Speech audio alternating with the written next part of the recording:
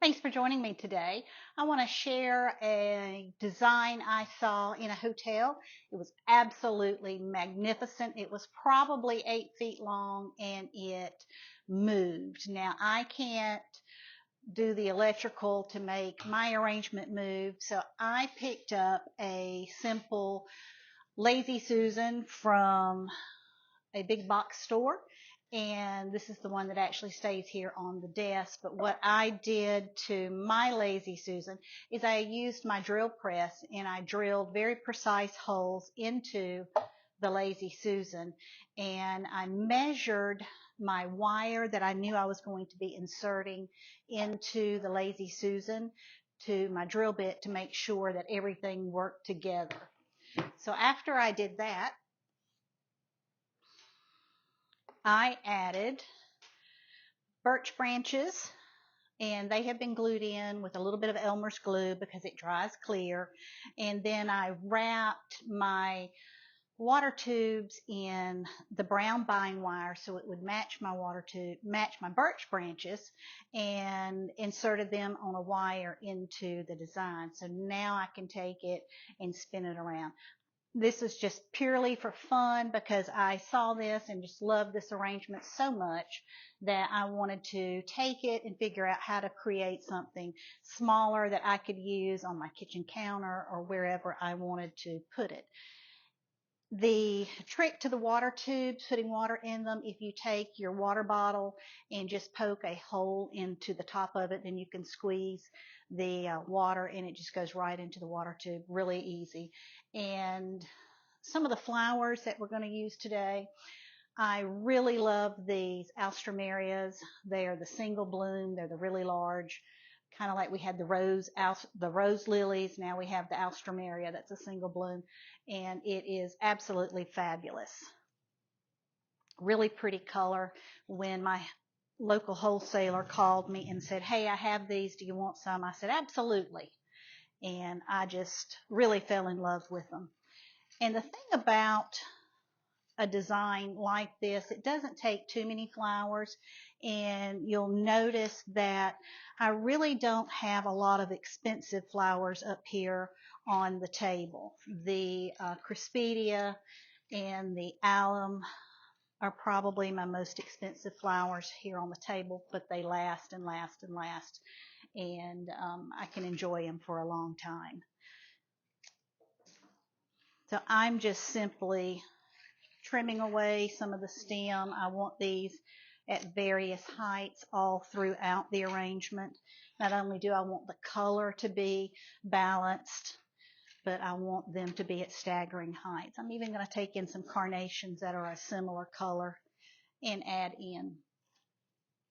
Once I get the basing of the design done, I'm going to take and add in some of my fun flowers a lot higher so they can dance above this design.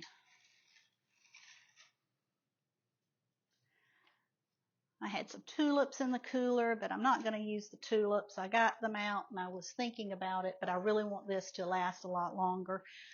NAPCO is having pre-show next week, and I really want to be able to sit this out for them to be able to enjoy and have something fun to look at. I've done a couple arrangements in some of their containers, so those are sitting around the showroom. And then I'm just going to add just my arrangements that I kind of like, something a little bit different. You know, sometimes when we're in the store, we have to make exactly what the customer orders, and that's great. It pays the bills, but then sometimes we need to just have some fun. And this is one of those, let's just have some fun arrangement, because I get to express what I enjoy. And it's not a lot of design technique in this. It's really all about the Lazy Susan and the way it's designed into the Lazy Susan.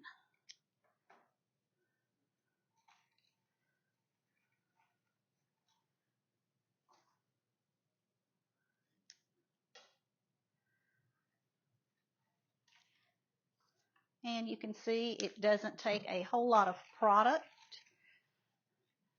fill this up. This is about the third or fourth time I've used this structure. So I have a water tube that's a little wiggly, so I'll need to pull it out and resecure it at some point. And that's the great thing about this design, because I can take it and I can make it very spring or very summery, or I could add some of the skeletal leaves. Some of you may have seen that design from a couple of years ago that I did with the skeletal leaves all spilling out of the arrangement.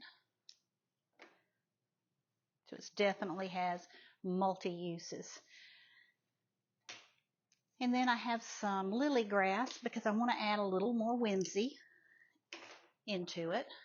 I don't want it to be quite as stark as it is with just the birch branches and the flowers. So I think I need some of this lily grass spilling out of the arrangement. And you can see it doesn't take very long to make it.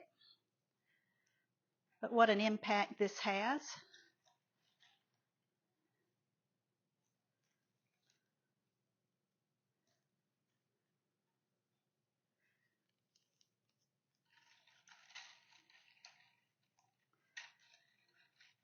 Just going to spread the lily grass all through the arrangement. That piece was a little long and hanging out just a little too far. And apparently I'm going to throw it on the floor. All right, we're going to spin this around. We're going to see that I have a little too much of the purpley pink on one side and my color isn't very well balanced. So I am going to take this carnation and move it over here to help balance that out. Sometimes when we work in a shop, we'll take a Lazy Susan and set our arrangement and make our arrangement on it. That's a really good tip, because then you can see exactly all the way around the arrangement and know that you have a round arrangement if that's what you're trying to do. And you have an arrangement that is very well balanced, both visually and mechanically, because we definitely don't want our arrangement to fall over. And I'm just going to take some of this lily grass and knot it, just adding another element into the design. I don't have to knot all of them, but I think it's fun and it adds a little something to it.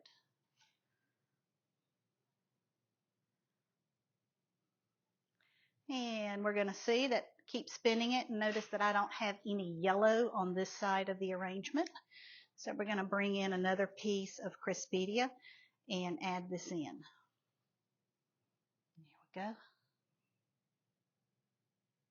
I had to adjust the camera a little bit so that you could see the whole design and see that I was working in that Lazy Susan.